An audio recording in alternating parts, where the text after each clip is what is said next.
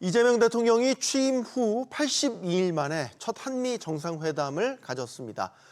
이번 회담은 통상부터 안보까지 폭넓게 의제가 다루어졌는데요. 미국을 다시 위대하게 만들겠다면서 전 세계를 상대로 압박에 나선 도널드 트럼프 미국 대통령을 상대로 얼마나 전략적으로 회담을 이끌었는지 지금부터 평가해 보겠습니다. 함께해 주실 분들 소개해드리죠. 한국외대 정치외교학과 이상환 교수 나오셨고요.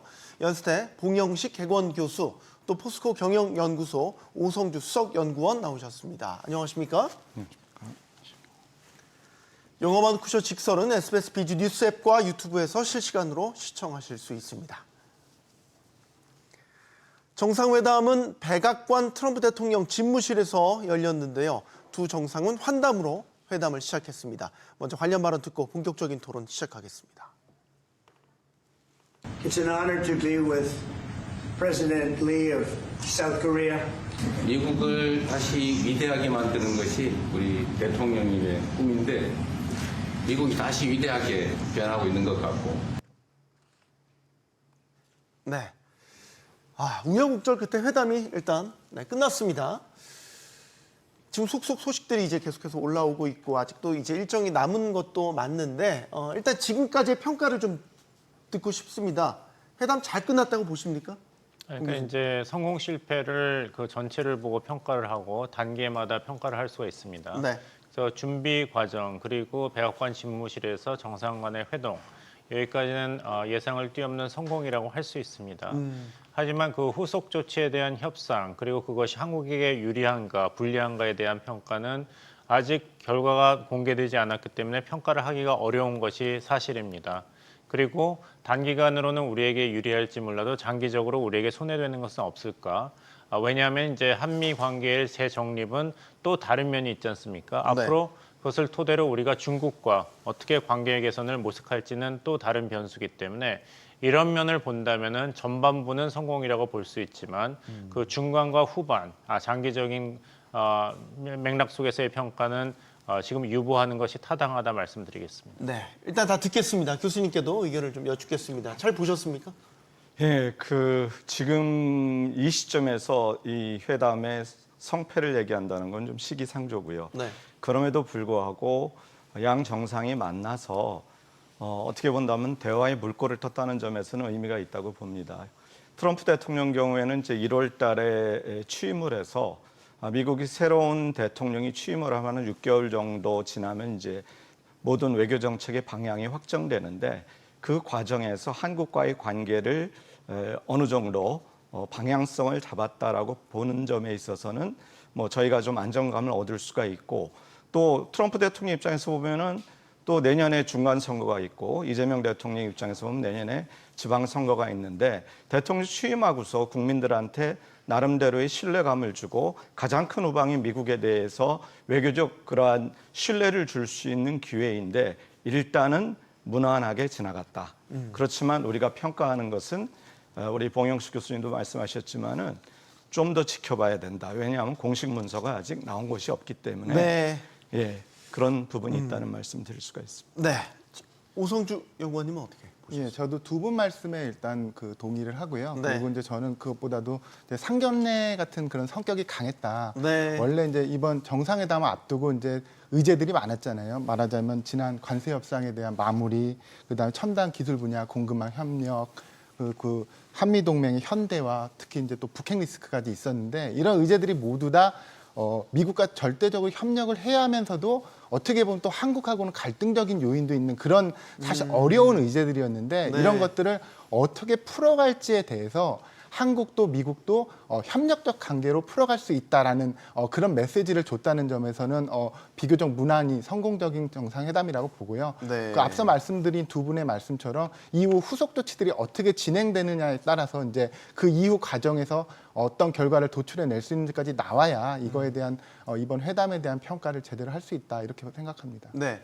이제 그 화면을 통해서 비춰진 회담 전반적인 분위기, 그 다음에 뭐 트럼프 대통령이나 이재명 대통령이 서로를 향해서 했던 뭐 외교적 수사 이런 것들을 보면 회담 분위기 자체는 되게 뭐라 해야 되지 훈훈하다고 할까요? 아주 웃음도 훈훈했죠. 많이 나왔고. 네, 그렇습니다. 네. 사실 회담 개최 몇 시간 앞들고 그 돌출 사건이 발생했지 않습니까? 네, 그랬죠.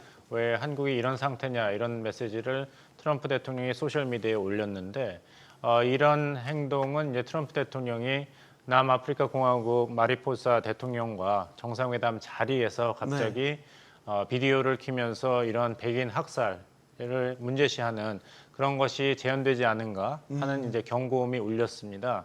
하지만 이제 트럼프 대통령이 그 얘기를 이제 기자들과의 질의응답의 맥락에서 이거는 한국답지 않은 현상이다. 즉 본인도 그렇게 믿기지 않는다 하면서 이재명 대통령에게 충분히 설명을 할 시간을 본인이 보장을 했습니다. 그러면서 설명을 듣고 나서는 이제 특검의 조사가 있다니까 개인적으로도 특검에 굉장히 시달린 그런 자신의 경우를 이야기하면서 네. 혹시 그 특검 이름이 잭 스미스 아니냐, 네. 자신에 대해서 2가지 기소를 담당했던 연방 특별검사 이야기를 하면서 아주 진절머리가 난다. 정말 미치광이 검사했다 얘기를 하면서 좌중이 오히려 폭소를 터뜨렸습니다. 예. 그리고 나서는 내가 잘못 안 것 같다 이런 식으로 마무리를 적기 때문에 처음서부터 이걸 가지고 이재명 대통령 면박주기라든지 어떤 본격적인 공세의 재료로 사용하려는 의도는 없었고 단지 이제 트럼프 지지층에서 가장 중요한 세력 중에 하나가 이런 전통적인 기독교층이기 때문에 여기에 대해서 어떤 발언이 나왔을 경우에는 트럼프 대통령이 지지층을 달래는 차원에서 이것을 공식적으로 언급한 그런 수준의 사건이 아니었나 생각합니다. 네. 회담 분위기가 아까 제가 서두에 말씀 화기애애한 모습이었단 말이죠. 사실 이런 네. 정상회담의 전체적인 분위기 연출도 되게 중요한 것 아닙니까? 네. 이게 전 세계에 다 생방송으로 나가는 모습이기도 하잖아요. 또 한미 양국은 동맹이고 또 상당히 중요한 시점에 만나는 거기도 하고 말이죠. 우리 이재명 대통령께서 그 도입 부분에 시작을 좀 잘하신 것 같습니다. 네. 예, 모르겠습니다. 이시바 총리가 많은 귀뜸을 했는지는 모르겠지만, 네. 그래서 부드러운 이제 분위기로 갔는데 좀 전에도 말씀하셨지만은 미국이 이제 외교를 접근할 때 처음에 강조하는 게 이제 가치 공유 부분이 큰데 그 교회 문제라든가 미국 군시설에 대한 그런 압수수색 문제를 거론한 거는 어떤 그 본인은 이제 오해였다라고 얘기하면서 이제 좋게 마무리를 했지만 저는 한편으로 보면은 미국이 관심을 갖고 있다. 다음에 제발 안 했으면 좋겠다라고 하는 그러한 메시지도 전달된 것 같습니다. 그래서 전체적으로는 화기애애하고 나름대로 무난하게 진행된 회담이었지만 네. 한편으로 보면은 가끔 가다가 이렇게 미군 부지 그 문제도 그렇고요. 예. 하나씩 툭툭 던지는 말 속에서 뼈가 있습니까? 아직은 뭔가가 우리가 해결해야 될 안건이 있구나 하는 것을 느낄 수 있습니다. 네, 정확하게 얘기하면 트럼프 대통령이 SNS에 올린 메시지는 이거였습니다. 한국에서 숙청이나 혁명이 일어나는 것 같다. 네, 그런 곳에서는 사업을 할 수가 없다. 이런 얘기를 했어요. 이게 이제 불과 정상회담 몇 시간 전에 이걸 SNS 통해서 올린 거예요. 굉장히 큰 뭐라 해야 될까 해석을 낳는 메시지인 거죠. 이게 협상 때 우리를 압박하려고 일종의 그 협상의 기술로 일부러 이걸 올린 건가 이런 생각도 들었고 말이죠.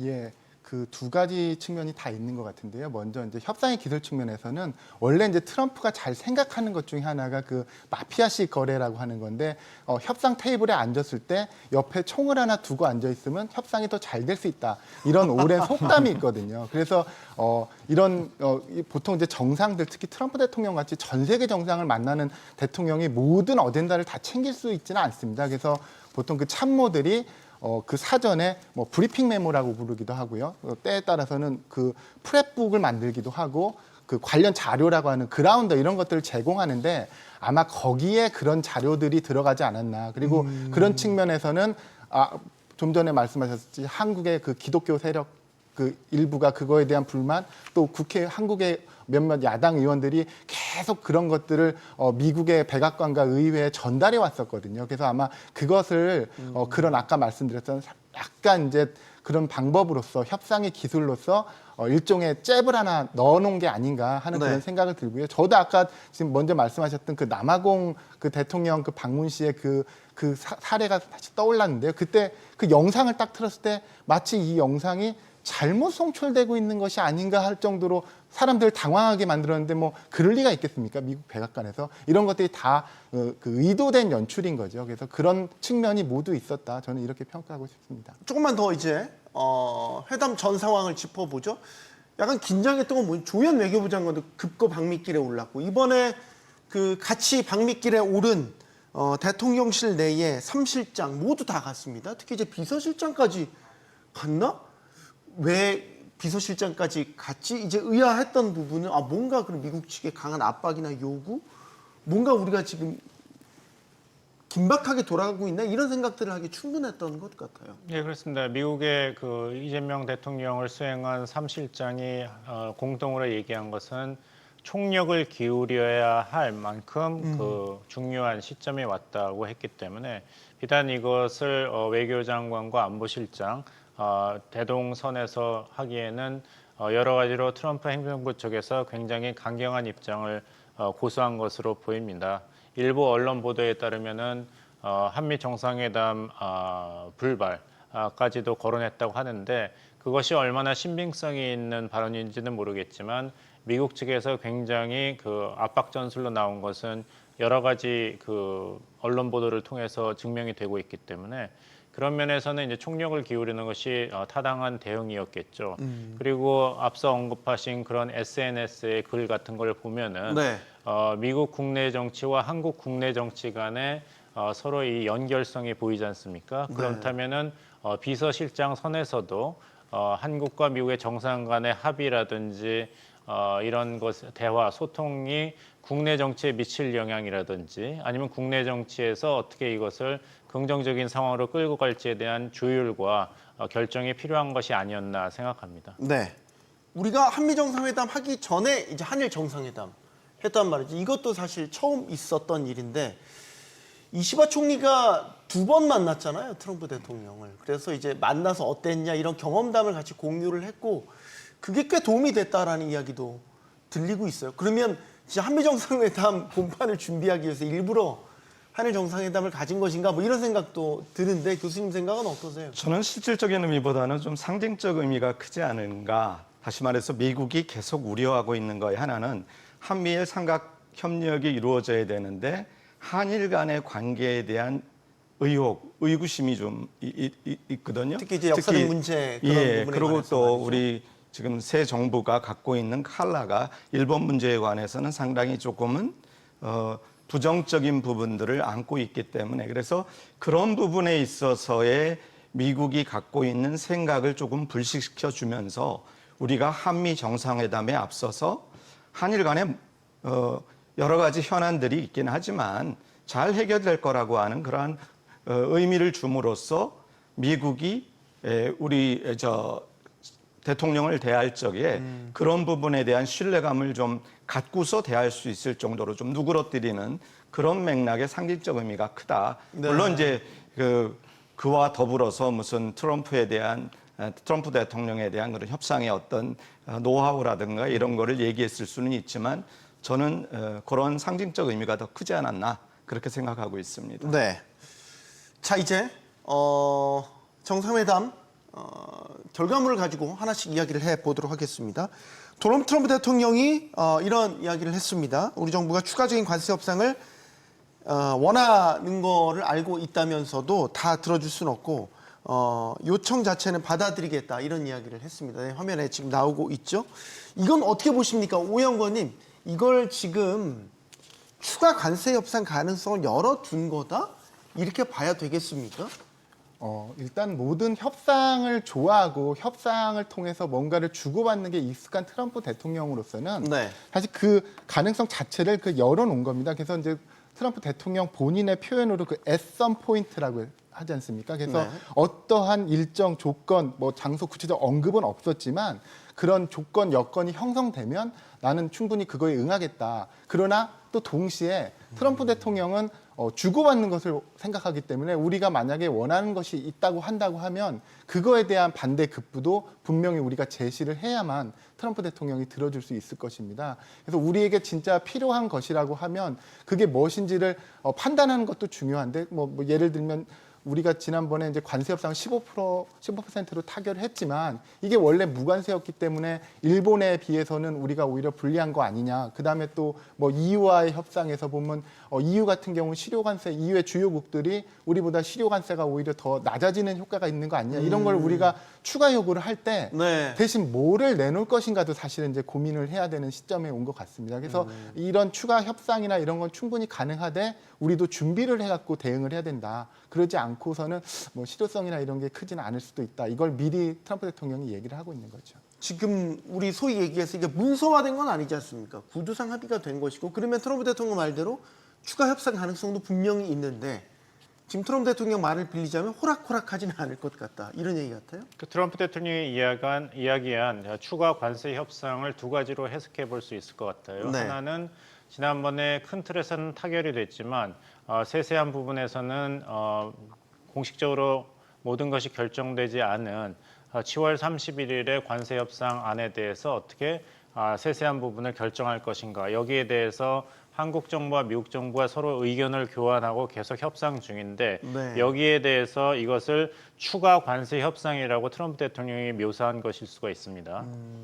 두 번째는 그때 관세 협상 타결을 했지만 그 관세 협상 타결에 포함되지 않은 부분에 대해서 네. 한국이 어떤 요구를 한 거에 대한 트럼프 대통령의 입장 표명으로도 볼 수 있습니다. 예를 들면은 철강, 알루미늄 그리고 철강이 들어간 한국의 수출품에 대한 미국의 관세 정책이라든지 비관세 장벽에 대한 것, 즉 그때 타결된 부분이 있지만 거기에 포함되지 않은 부분에 대해서 한국과 미국이 의견을 교환하고 지금 협상을 하고 있는데 여기에 대해서 트럼프 대통령이 미국 대통령으로서 추가 관세 협상에 대해서 한국 측이 관심을 가지고 있는 것은 알고 있지만 미국이 원하는 것을 다 들어줄 수 없고 요청하는 것을 선택적으로 받아들일 수 있다는 기존 입장을 표명한 것일 수가 있습니다.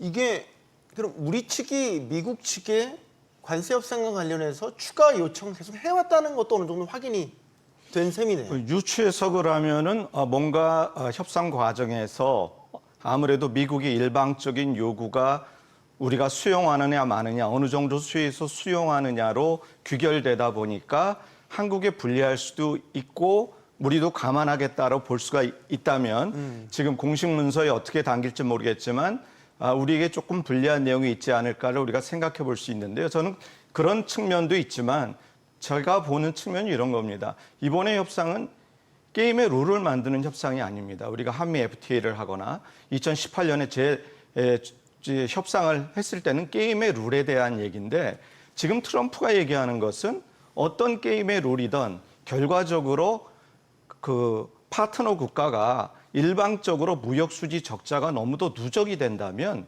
이거는 unfair하다. 결과에 대한 시정이지 게임의 룰을 만드는 협상이 아닙니다. 그러다 보니까 트럼프가 이런 언급을 했다는 것은 저는 어떤 맥락에서 보냐면 그래 우리도 해보니까 게임의 룰을 잘 만들었는 줄 알았는데 미국이 일방적으로 무역 수지 적자를 보더라. 그러면 그런 거에 대해서 한국에다 요청을 했고 감안을 했으니까 지금의 시정 노력도 결과적인 시정 노력도 하는 과정에서 결과적으로 어떤 것을 낳을지 모르다 보니까 그런 맥락에서 협상의 여지를 남기는 것이지 그런 어떤 뭐 커다란 구체화된 어떤 맥락의 얘기를 하고 있는 거라고는 보기 어렵지 않을까 싶습니다. 그러면 오영권님 만약에 재협상을 한다고 가정한다면 이런 기조하에서 이게 우리한테 꼭 유리한 결과를 더 도출할 수 있다 이렇게 장담할 수는 없는 상황이거든요. 예, 제가 보기에는 그렇습니다. 그리고 이 트럼프 대통령의 이 언급이 나온 배경은 우리의 대통령이 사실 이거에 대한 요구한 거에 대한 답변이었으니까 트럼프 대통령이 이걸 미리 준비하고 작심하고 한 얘기가 아니라 우리가 아까 제가 말씀드렸던 그런 불리한 측면이 있으니 이거는 더 협상을 해야 되지 않냐라는 요구에 대한 답이었기 때문에 일단 전에도 이제 트럼프 대통령이 늘 하는 주요 내용이 모든 건 테이블에 있다. 일단 갖고 와봐라. 이런 식의 이제 접근이라서 사실 우리가 지금 여기서 더 얻어내야 되는 것들이 분명히 있습니다. 앞서 말씀하셨듯이 철강이라든지 알루미늄에 대한 그 품목관세라든지 그다음에 저희가 이제 좀 현지 투자도 하지만 여기서 한국에서 현지에서 조달하기 어려운 국내산 뭐 부품이라든지 이런 것들에 대한 뭐 저율관세라든지 이런 것들을 다 해결해 나가야 되기 때문에 그런 것들을 아마도 우리 대통령이 염두에서 가급적 우리 기업들이 현지에서 사업하기에 유리한 그런 것들을 요구했던 게 아닌가 싶습니다. 네. 지금 이제 정상회담이 이루어지는 미국 현지에 우리 기업들도 가 있고 그 중에는 조선업 협력 프로젝트, 마스카 프로젝트와 관련돼서 조선업체 관계자들도 방미길에 오른 상태입니다. 그래서 지금 마스카 프로젝트와 관련된 사업 협력 이런 것들도 지금 결과물이 하나둘씩 나오고 있는데 이번 정상회담에서도 어떻게 보면 이 조선업 협력이 핵심 키 역할을 했다고 보십니까? 그렇습니다. 이제 트럼프 행정부에서 지대한 관심을 가지고 긍정적으로 평가할 수 있는 한국이 미국 제조 부활에 직접적인 기여를 할 수 있는 분야로 확인이 됐으니까요. 네. 그러니까 트럼프 대통령도 그것을 꼭 집어 얘기하면서 우리가 이제 한국이 생산하는 선박을 구입할 것이고 또 미국 내에서도 제조할 것이다 이런 얘기를 했지 않습니까? 네. 여기서 트럼프 대통령이 미국 내에서만 제조를 언급한 것이 아니라 한국이 제조하는 선박을 미국이 수입하겠다는 얘기까지도 한 것은 굉장히 긍정적인 신호로 봐야겠죠. 그리고 한국의 선박, we love their ships. 한국산 선박에 대해서 굉장히 긍정적인 평가를 직접 했습니다. 이런 트럼프 대통령의 발언은 미국 정계 그리고 특히 주한미군 사령관 제이비어 브론슨 사령관이 이야기한 대로 시험적으로 한화 오션에서 미국의 선박을 이제 수리한 것에 대해서 상원 인준청문회에서 의원이 질문을 했습니다. 네. 주한미군 사령관 후보자로서 그 결과에 대해서 어떻게 평가냐 했을 때 제이비어 브론슨 주한미군 사령관이 이젠 새 것보다 낫다고 했습니다. 그 정도로 한국 선박 제조 수리 기술의 우수성을 폭넓게 특히 주한미군 사령관이 확인을 했기 때문에 트럼프 대통령도 이번에 이재명 대통령과 회동해서 긍정적인 메시지를 반복한 것으로 보입니다. 이번 회담에서 사실 그 얘기가 나오긴 했어요. 선박에 대한 트럼프 대통령이 한국 선박에 대한 애정이라고 할까요? 뭐 그런 부분들을 이제 여러 차례 표현을 했더라고요. 상당히 중요한 역할을 했다 이렇게 보십니까? 예. 그 21세기 패권을 에너지 패권으로 본다면 미국이 사실상 산유국으로 전환한 게 2012년 이후인데요. 시일가스 개발 이후로요. 결국은 그거를 이제 운반하는 선박 문제가 있는데 거기서 협조를 구할 수 있는 가장 커다란 파트너가 한국이라고 볼 수가 있고요. 그런 맥락에서 LNG선이라든가 고급화된 그런 선박에 대한 그런 협조 문제가 있는데 그럼에도 불구하고 트럼프 대통령 입장에서 이런 부분이 있을 겁니다. 국민들한테 패권 국가로서 미래의 비전을 제시하는데 이 조선업, 한국과의 협력을 내세울 수는 있지만 이거는 단기적으로 어떤 성과를 보여줄 수 있는 부분은 아닙니다. 물론 약간의 고용 창출이라든가 이런 거는 트럼프 행정부 임기 내에서 보여줄 수 있지만 장기적인 성과를 바라는 거라서 그런 맥락에서 본다면은 무게중심은 트럼프 행정부 입장에서는 좀 더 다른 데 있지 않을까 하는 생각도 듭니다. 네, 구체적으로 한국 선박 주문해서 구매하고 싶다. 뭐 이런 이야기도 했고, 한국 선박을 주문을 해서 이제 미국에서 만들고 싶다 이런 계획도 내놨단 말이죠. 그러면 조금 마스카 프로젝트를 좀 넓게 해석을 해보면 한국 조선업체들이 미국 시장으로 진출하게 되는 하나의 또 계기가 될 수도 있겠군요. 예, 그렇습니다. 이제 이전 관세 협상에서도 이 마스카 프로젝트가 큰 역할을 했지만 이번 정상회담 통해서도 지금 벌써 트럼프 대통령이 이걸 몇 번 얘기하지 않았습니까?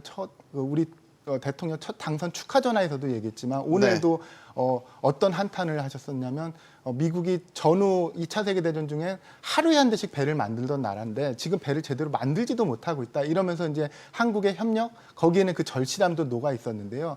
여기서 우리가 이거를 단순히 이런 협상이나 그 대화의 키로만 쓸 것이 아니라 우리나라 같은 경우 실제 배를 생산할 수 있는 그 건조 능력이 엄청난 그 역량을 갖고 있는 나라입니다. 그래서 우리가 지금 대미 투자로 조선업에만 약 1,500달러를 투자하는데 이 협상의 조건에는 미국 대통령이 말하는 조선업 그 투자 분야를 지정한다 이렇게 돼 있습니다.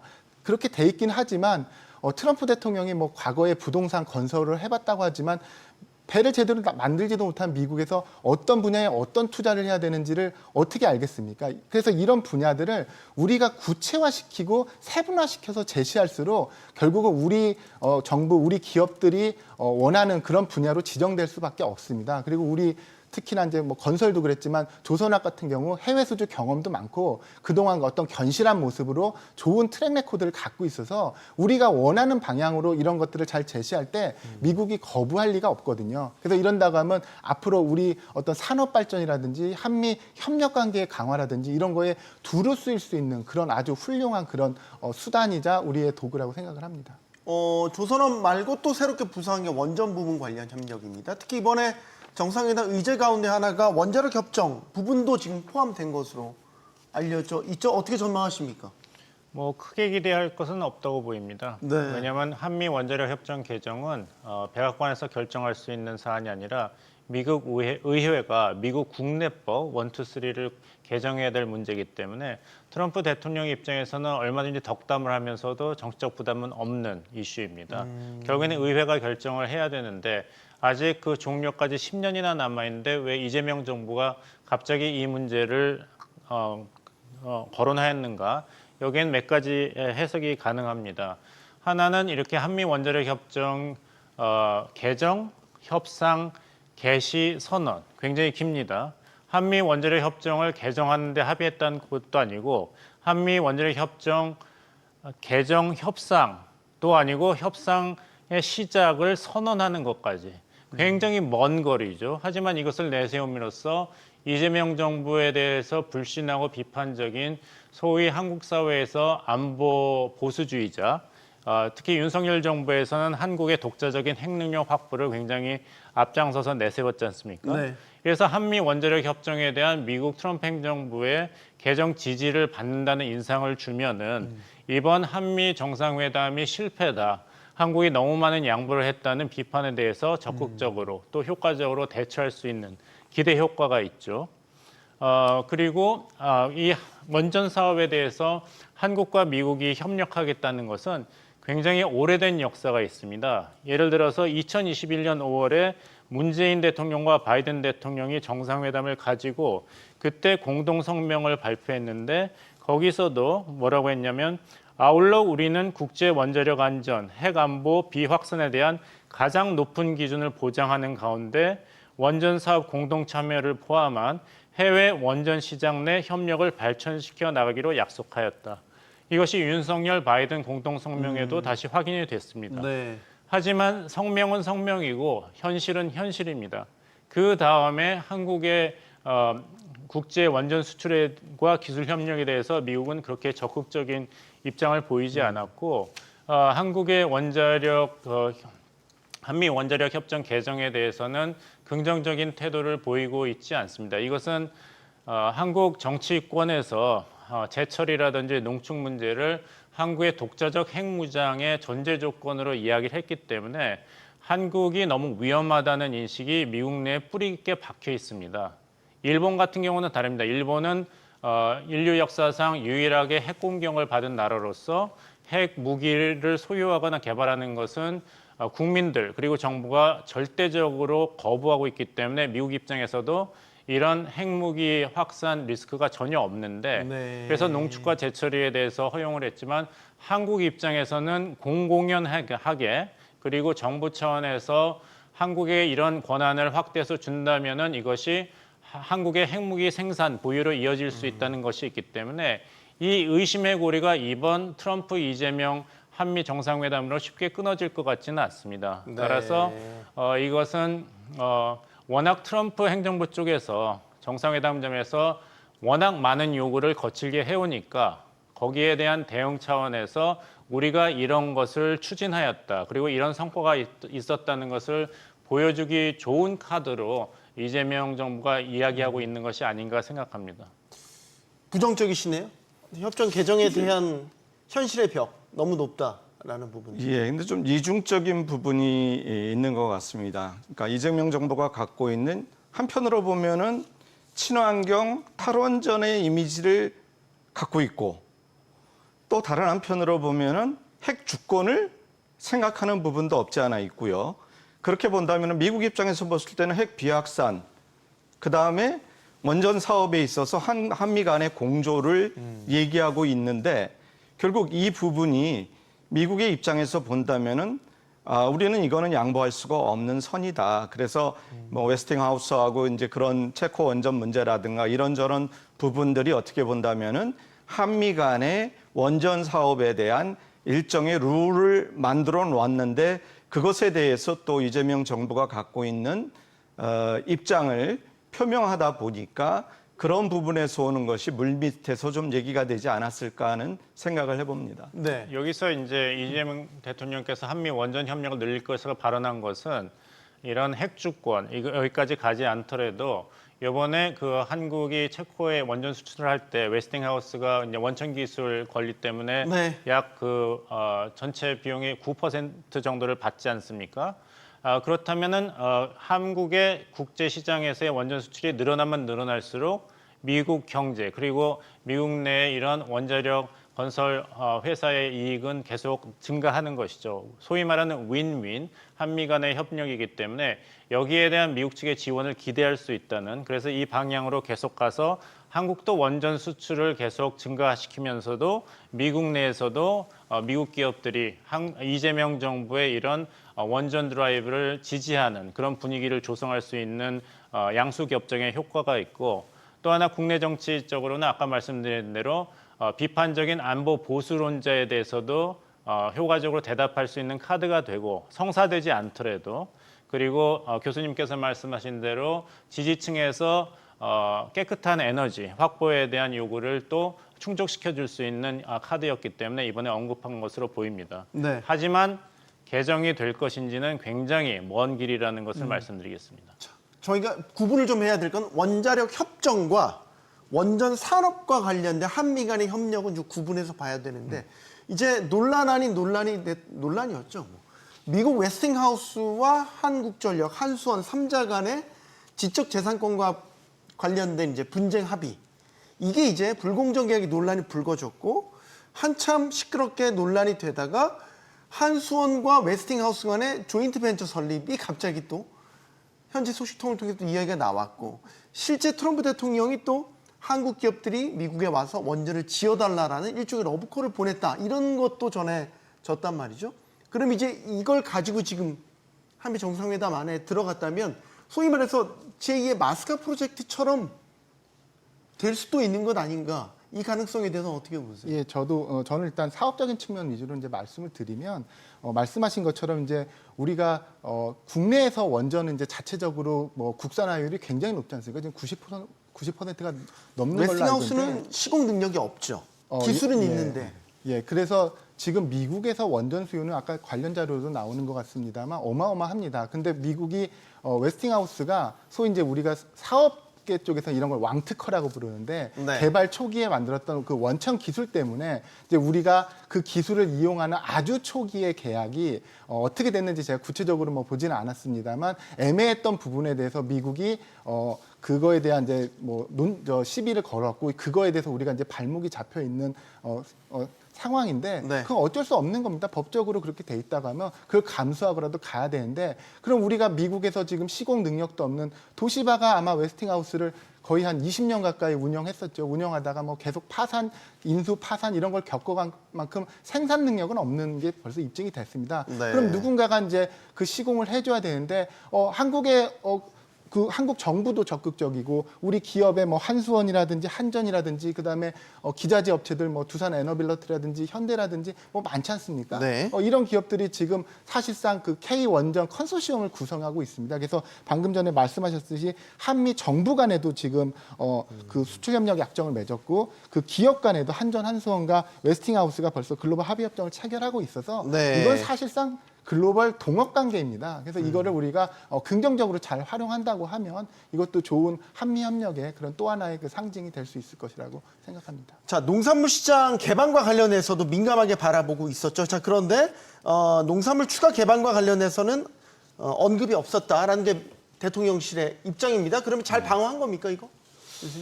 그 공식 문서를 봐야 될 것 같고요. 저는 이제 어떤 부분이냐면 그러니까 풍선 효과가 있지 않습니까?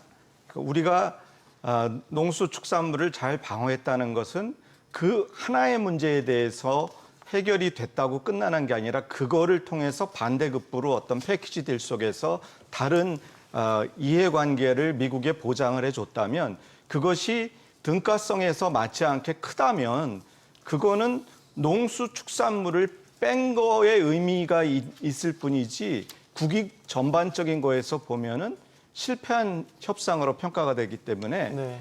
지금 농수축산물 문제가 저는 이번에는 빠졌을 수 있다. 추가 개방 문제에서. 왜냐하면 일종의 정부적인 차원에서 미국한테 호소한 부분, 지난번에 무슨 뭐 그 동영상을 보여주고 뭐 그런 거를 떠나서 임기 초, 이재명 정부가 임기 초고 나름대로 선거 과정에서 공약하고 얘기한 게 있는데 그 부분을 그냥 뒤엎을 수가 없다 보니까 저는 유예는 됐을지 모르지만 저는 농수축산물 문제가 이제는 이 선에서 합의가 됐다라고는 보지 않습니다. 근데 이 정도면 다 얘기된 거 아닌가? 그러니까 어느 정도까지 확실하게 정말 도장을 꽝 찍은 문서화가 돼야 의미가 있는 거죠. 임 교수님.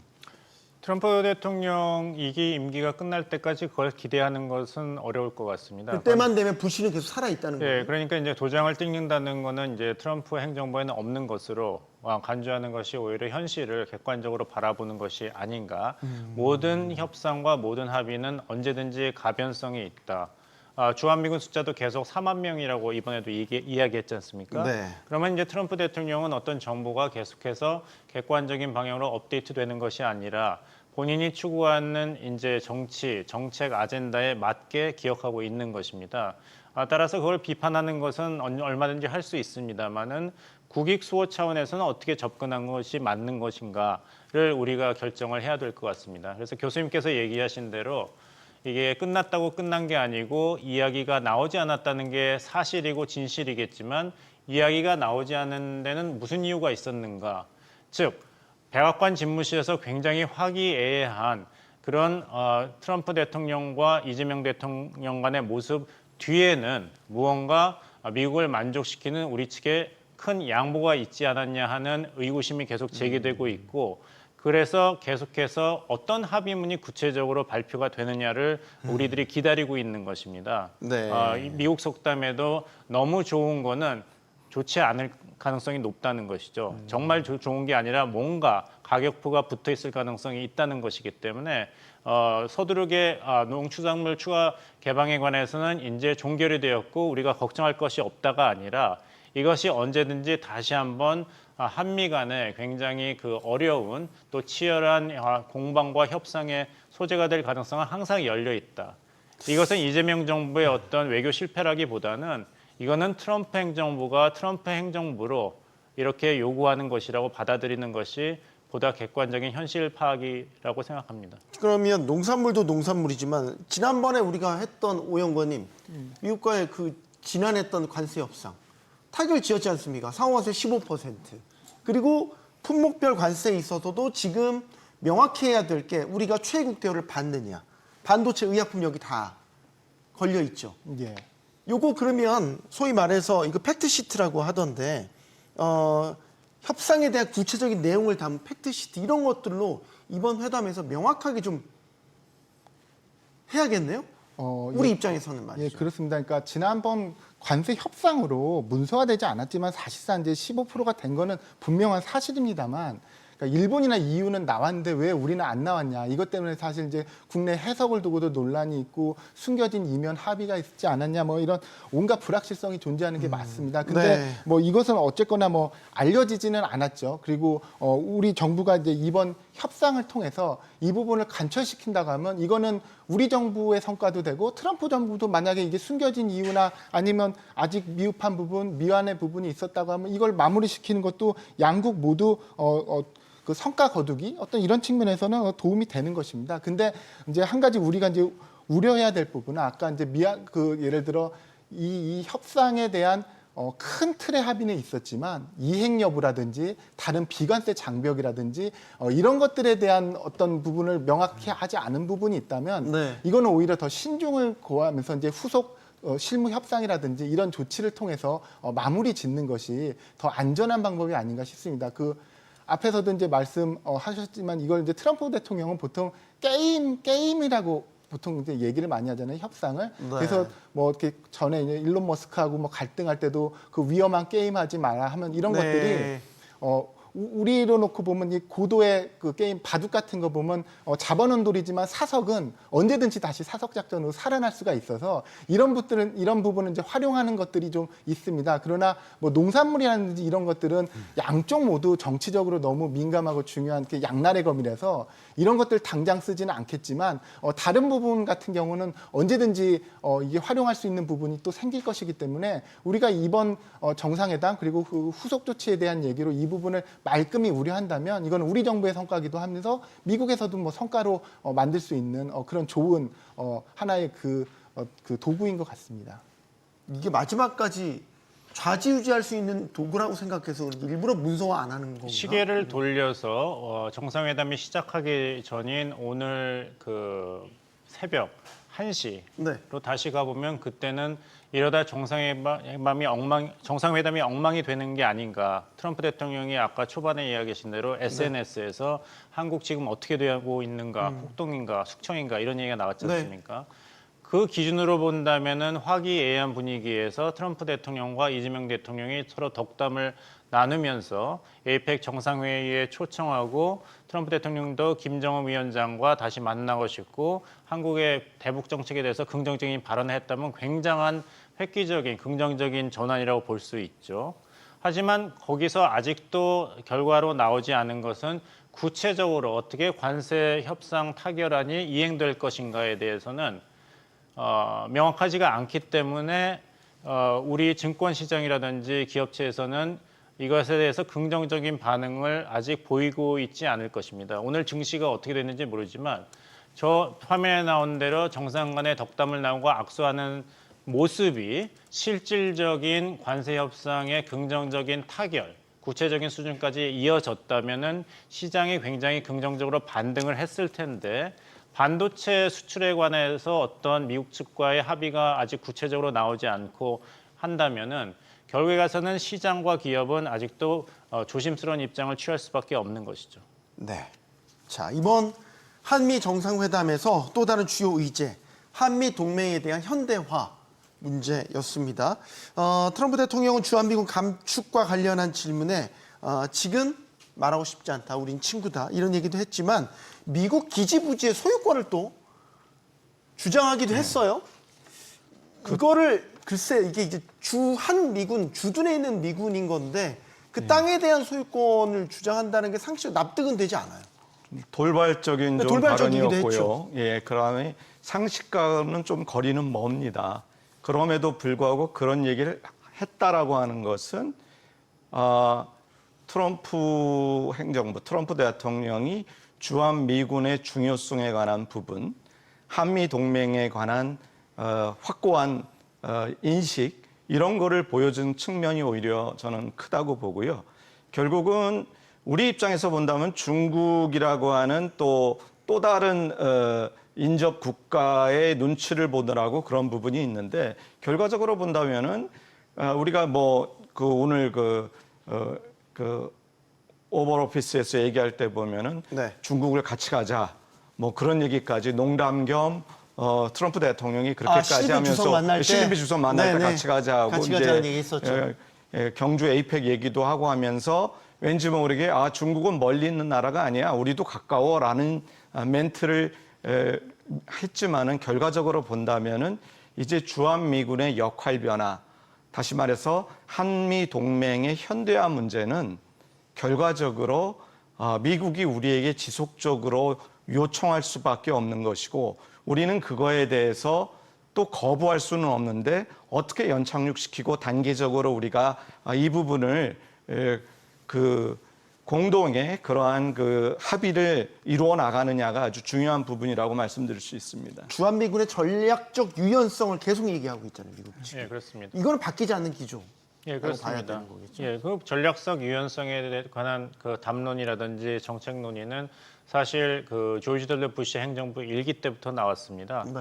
그래서 2006년에 노무현 정부를 대표해서 반기문 외교장관 그리고 부시 행정부를 대표해서 콘돌리자 라이스 백악관 안보보좌관이 합의한 것이 있습니다. 그것은 전략적 유연성, 주한미군의 전략적 유연성의 필요에 대해서 한국 정부는 미국의 그런 이익을 존중한다고 되어 있고 또 그러면 반대급부로 미국은 무엇을 존중하는가?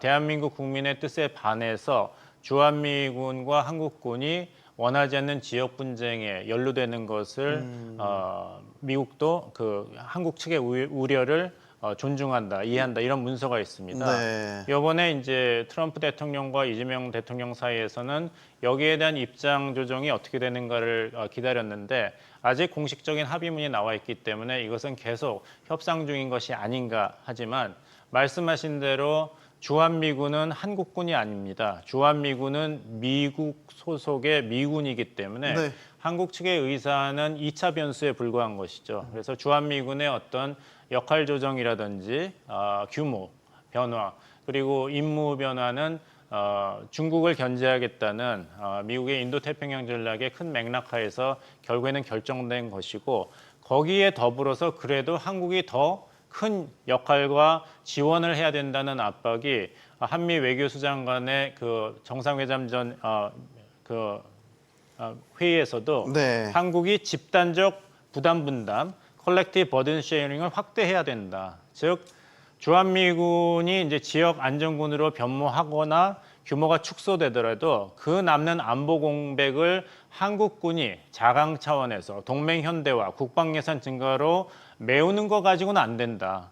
트럼프 행정부는 그 이상을 요구하고 있는 것입니다. 네. 한국군이 필요하다면 미군과 같이 대만 해협 분쟁이라든지 지역 분쟁에도 참여를 해야 된다는 굉장히 큰 요구를 하고 있고 여기에 지금 이재명 정부가 그것은 어렵지 않은가라는 얘기를 비행기 안에서 이재명 대통령도 확인했습니다. 네.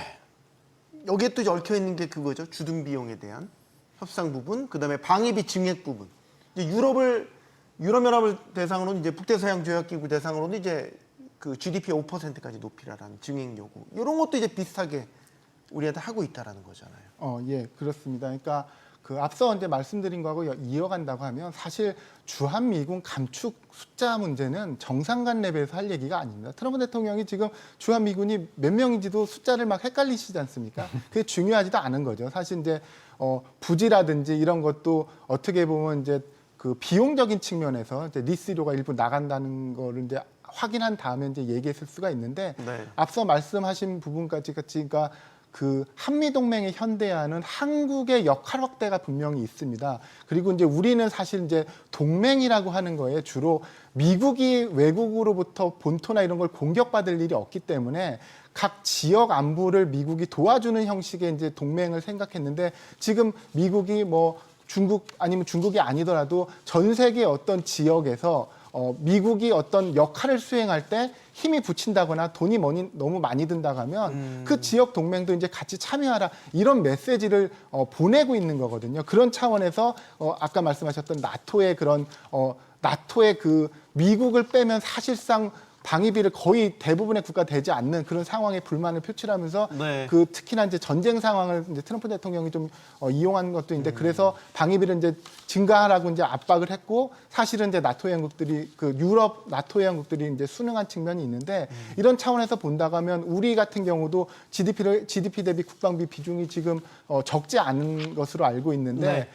더 늘려야 하는 그런 압박 그리고 그런 흐름에는 어느 정도 부응해야 되는 그 측면이 있을 것 같습니다. 네. 다만 이제 그 EU가 좋은 그 예를 보여줬는데 그 5% 지출에 대해서 합의를 하면서도 기간을 비교적 길게 가지 않았습니까? 2035년까지 장기 계획으로 가면서 그다음에 또 그 국방비의 항목에 그 R&D 이런 예산을 집어넣어서 사실은 이제 국방이라고 하지만 최신 기술, 첨단 기술 현재까지는 이게 뭐 상용화되지는 않았지만 군에도 활용하고 민간에도 나중에 추후 활용할 수 있는 그런 기술들까지도 사실 다 국방비 R&D 비용으로 넣는다고 하면 우리가 이 부분도 지혜롭게 그 해결해 나갈 수 있는 합의점을 찾을 수 있는 부분이라고 보고요. 오히려 이제 그 동맹의 역할 부분에 대해서는 우리가 아직 네. 그 준비하지 않고 있는데 미국의 압박이 생각보다 더 강했다 하는 면에서는 우리가 이 부분을 앞서 말씀하신 두 분의 말씀처럼 네. 우리가 대응 속도를 더 높여야 되는 측면이 있지 않나 그런 네. 생각을 해보게 됐습니다. 자, 올해 한국의 국방비는 GDP 대비 2.3% 수준이라는 점을 말씀을 드리고요.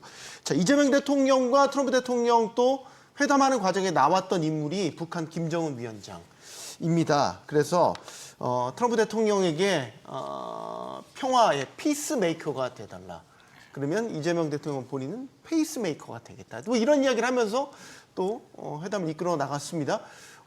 지금 북미 정상회담이 재추진될 수 있을까? 여기에 대한 동력 어떻게 평가하시는지 한 말씀 듣겠습니다. 그 양국 정상이 오늘 그 회담에서도 얘기 처음에 도입 부분에서 얘기했을 때 서로 덕담으로 많이 얘기됐던 게 북한 문제였고요.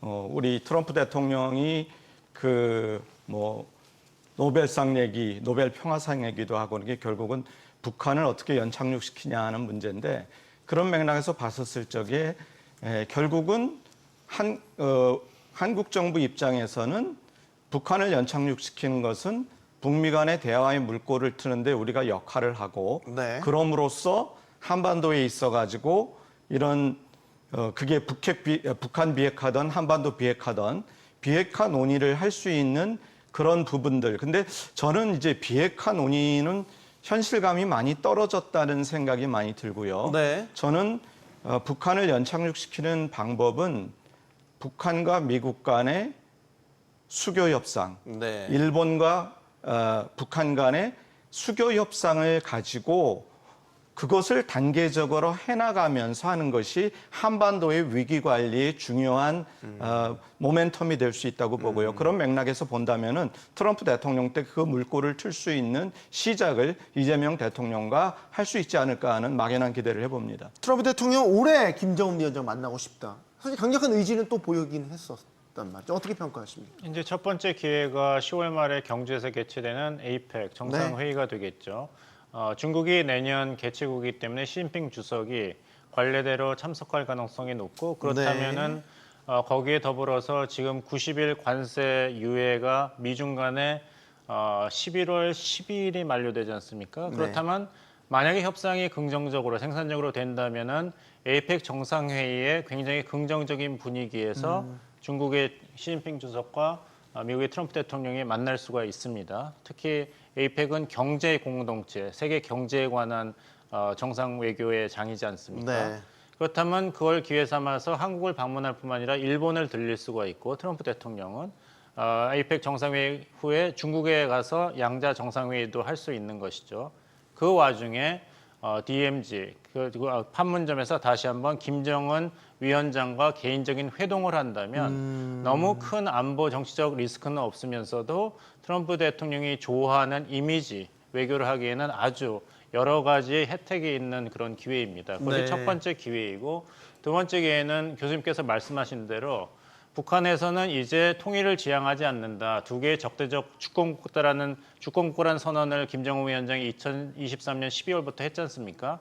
그렇다면 북한 입장에서는 이제까지의 입장을 완전히 바꿔서 주권 국가이기 때문에 미국과 주권 국가대로 핵 군축 협상뿐만 아니라 관계도 정상화하고 한국 전쟁을 끝내자 이렇게 나올 수가 있습니다. 네. 그럼 그것 때문에 일본도 납치자 문제가 있지만 또 북한과 국교 정상화에 나설 수가 있습니다. 그렇다면 이재명 정부는 이러한 움직임이 있을 때 어떻게 대처해야 될 것인가에 대한 준비가 필요한 것이죠. 네. 자, 한국, 미국, 중국과의 3자 관계를 가지고 우리 입장에서 이런 이야기 많이 합니다. 안미 경주. 안보는 미국, 경제는 중국. 이 안미 경주 전략이 계속 유효하다고 보시는지 마지막으로 여쭙겠습니다. 저는 이제 안미경중이라는 얘기는 철진한 지 오래된 얘기입니다. 너무 그거는 천진한 얘기입니다. 과거 아마 죄송해요. 철진한 질문을. 오바마 제가 너무 이제 과하게 표현했는데요. 농담입니다. 네. 오바마 정부 한 2기 때 이미 이제 지나서 경제와 안보가 분리되지 않으면서 벌써 이제 이 유효성이 이제 약해지기 시작했는데요. 그러니까 뭐 트럼프 대통령이 그러니까 시 주석이 자기 임기 중에 이제 대만을 침공하지 않겠다라고 이제 트럼프 대통령이 말을 했다고 하는데 이 말을 신뢰한다고 하면 그 미국 국방부 입장에서는 이게 이제 기존에 아까 두 분이 말씀하셨던 대만에 대한 양안관계 전략적 모호성이라든지 동아시아 지역에서 미군의 전략적 유연성 이런 기존 전략의 그 유연성이 유지되는 건 맞지만 한국은 그 사이에 상황이 엄청나게 달라졌습니다. 이제 먼저 뭐 안보부터 얘기하면 그 사이에 북핵 위협이 더 커졌죠. 그리고 이제 중국이 오히려 북한에 대한 통제력을 잃고 있는데 러시아하고는 점점 우려될 정도로 이제 밀착되고 있고요. 네. 그 와중에 이제 트럼프 대통령은 푸틴 대통령하고 정상회담하면서 마치 러시아를 정상국가 그다음에 대화 상대로 인정하려는 태도를 보이고 있습니다. 우리가 안미도 그냥 단순히 과거처럼 큰형님처럼 이렇게 의존하려는 그런 형태로서는 이게 더 이상 유효하지 않을 수도 있다라는 우려를 주는 거거든요. 네. 경제 측면에서도 과거 바이든 행정부 때부터 미국이 경제안보라는 개념을 도입해서 그 탈중국, 그다음에 미국 증시 글로벌 재편하면서 한국의 주요 글로벌 기업들이 중국에서 사실상 사업을 할 수 없는 지경이 됐습니다. 그리고 이제 이미 많이 좀 철수를 하고 있고요. 그다음에 이제 와서 우리가 중국에 유화적인 제스처를 친다고 해도 그 최근에 우리 석유화학 업체들 막 어렵지 않습니까? 네. 중국의 석유화학 업체 기업들이 이미 자금률이 100%가 넘어서 수출하기 시작하는데 우리가 거기 다시 들어가 필요가 있나 하지만 다시 들어가는 것 자체가 무슨 의미가 있는지도 사실 의문인 상황입니다. 그래서 네. 저는 그 안미 경중이 갖고 오는 그 표현, 그다음에 그 워딩에서 오는 고착화된 사고가 오히려 지금 더 우리 정부의 그 국익 중심의 실용 외교 이런 걸 표방하고 있는 거에 방해가 되지 않나. 그래서 네. 이런 거에서는 더 좋은 해법이 나오려면 창의적이나 그런 발상도 늘리고 접근도 더 새롭게 해서 이걸 풀어나가야 되지 않나. 그런 알겠습니다. 생각을 해봅니다. 자, 걱정했던 돌발 상황은 없었고 우호적인 분위기에서 회담이 이뤄졌다. 이번 정상회담과 관련해서 미국 언론의 평가는 대체로 긍정적이었습니다. 그런데 외교는 웃음 속에 칼을 숨기는 것과 같다라는 말이 있죠. 웃음 뒤에 숨겨진 의도를 파악하고 현실을 직시하는 게 외교의 냉정한 현실이기도 합니다. 여기는 모든 경제가 모이는 SBS 비즈입니다. 시청해주신 여러분 고맙습니다.